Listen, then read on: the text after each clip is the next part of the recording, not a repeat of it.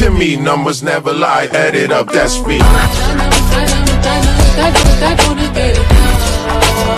I said hi hello guys, welcome to my YouTube channel. ಇವತ್ತಿನ recipe ಏನಪ್ಪ ಅಂದರೆ ಹೀರೆಕಾಯಿ ಎಣ್ಗಾಯಿ ರೆಸಿಪಿ. ಫಸ್ಟು ಹೀರೆಕಾಯಿನ ತಗೊಂಡು ಈ ಥರ ಎರಡು ಸೈಡನ್ನು ಕಟ್ ಮಾಡ್ಕೊಳ್ಬೇಕು. ನಂತರ ಮೇಲ್ಗಡೆ ಇರೋ ಸಿಪ್ಪೆ ಎಲ್ಲ ಹೀರೆಕಾಯಿದು ಈ ಥರ ಎಡ್ಕೊಳ್ಬೇಕು. ನಂತರ ಈ ಥರ ಮೀಡಿಯಮ್ ಸೈಜಲ್ಲಿ ಹೀರೆಕಾಯಿನ ಕಟ್ ಮಾಡ್ಕೊಳ್ತಾ ಹೋಗಬೇಕು.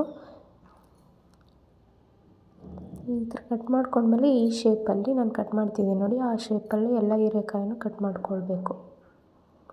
ನಂತರ ಮಸಾಲಾಗೆ ಒಂದು ಪ್ಯಾನಲ್ಲಿ ಸ್ವಲ್ಪ ಆಯಿಲ್ ಹಾಕ್ಕೊಂಡು ಶೇಂಗಾ ಬೀಜ ಮತ್ತು ಶುಂಠಿ ಬೆಳ್ಳುಳ್ಳಿ ಮತ್ತು ಚಕ್ಕೆ ಒಂದು ಹಾಫ್ ಈರುಳ್ಳಿ ಹಾಕ್ಕೊಂಡು ಚೆನ್ನಾಗಿ ಫ್ರೈ ಮಾಡ್ಕೊಳ್ಬೇಕು.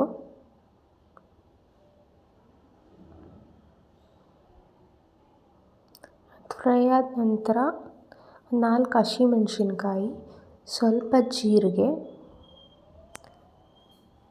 ಮತ್ತು ಸ್ವಲ್ಪ ಅರಿಶಿಣ ಪುಡಿ ಮತ್ತು ಖಾರಕ್ಕೆ ತಕ್ಕಂತೆ ನೋಡಿಕೊಂಡು ಸ್ವಲ್ಪ ಖಾರದ ಪುಡಿ, ಸಾಂಬಾರು ಪುಡಿನ ಆ್ಯಡ್ ಮಾಡ್ಕೊಳ್ಬೇಕು. ಮತ್ತು ಕೊತ್ತಂಬರಿ ಸೊಪ್ಪು ಎಲ್ಲನೂ ಎಣ್ಣೆಲೆ ಫ್ರೈ ಮಾಡಿಕೊಂಡು ನಂತರ ಇದು ಸ್ವಲ್ಪ ಆರಿದ ನಂತರ ಒಂದು ಮಿಕ್ಸರ್ ಜಾರ್ಗೆ ಹಾಕ್ಕೊಂಡು ಪೇಸ್ಟ್ ಮಾಡ್ಕೊಳ್ಬೇಕು. ಸಣ್ಣದಾಗಿ ಪೇಸ್ಟ್ ಮಾಡ್ಕೊಂಡ್ಮೇಲೆ ಒಂದು ಪಾತ್ರೆ ಹಾಕ್ಕೊಂಡು ಸ್ವಲ್ಪ ಆಯಿಲ್ ಹಾಕ್ಕೊಂಡು ಹೀರೆಕಾಯಿನ ಕಟ್ ಮಾಡ್ಕೊಂಡಿರ್ತೀವಲ್ಲ ಅದು ಆಯಿಲಲ್ಲೇ ಒಂದು 50% ಫ್ರೈ ಆಗಬೇಕು ನೋಡಿ. ಈ ಥರ ಫ್ರೈ ಮಾಡ್ಕೊಳ್ಬೇಕು ಆಯಿಲಲ್ಲೇ. ಇವಾಗ ಒಂದು 50% ಫ್ರೈ ಆಗಿದೆ. ಫ್ರೈ ಆಗಿರೋ ಹೀರೆಕಾಯಿನ ಒಂದು ಪ್ಲೇಟ್ ಒಳಗಡೆ ಹಾಕ್ಕೊಳ್ಬೇಕು. ನಂತರ ಅದೇ ಬಾಣಲಿಗೆ ಇನ್ನೊಂದು ಸ್ವಲ್ಪ ಆಯಿಲ್ನ ಹಾಕ್ಕೊಂಡು ಸಾಸಿವೆ, ಕರಿಬೇವಿನ ಸೊಪ್ಪು, ಒಂದು ಮೀಡಿಯಮ್ ಸೈಜ್ ಈರುಳ್ಳಿ ಎಲ್ಲ ಹಾಕ್ಕೊಂಡು ಚೆನ್ನಾಗಿ ಆಯಿಲಲ್ಲಿ ಫ್ರೈ ಮಾಡ್ಕೊಳ್ಬೇಕು. ಮತ್ತು ಒಂದು ಟೊಮ್ಯಾಟೊ ಕೂಡ ಆ್ಯಡ್ ಮಾಡ್ಕೊಳ್ಬೇಕು. ಟೊಮ್ಯಾಟೊ ಎಲ್ಲ ಸಾಫ್ಟ್ ಆಗಬೇಕು, ಆಯಿಲಲ್ಲೇ ಸಾಫ್ಟ್ ಆಗೋ ಥರ ಫ್ರೈ ಮಾಡ್ಕೊಳ್ಬೇಕು.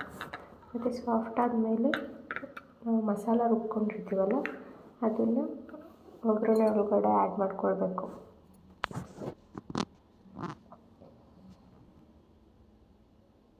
ನಂತರ ಮಸಾಲ ಎಲ್ಲ ಬೆಂದಾದಮೇಲೆ ನಾವು ಹೀರೆಕಾಯಿನ ಫ್ರೈ ಮಾಡ್ಕೊಂಡಿರ್ತೀವಲ್ಲ ಅದನ್ನು ಮಸಾಲ ಒಳಗಡೆ ಆ್ಯಡ್ ಮಾಡ್ಕೊಳ್ಬೇಕು.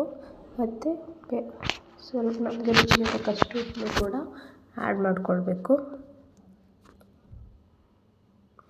ನೋಡಿ ಈ ಥರ ಚೆನ್ನಾಗಿ ಕುದಿಬೇಕು. ಹೀರೆಕಾಯಿ ಮಸಾಲ ಬಂದಮೇಲೆ ಹೀರೆಕಾಯಿ ಎಣ್ಗಾಯಿ ರೆಡಿ. ಚಪಾತಿ ಅಥವಾ ದೋಸೆ ರೊಟ್ಟಿಗೆ ಚೆನ್ನಾಗಿರುತ್ತೆ.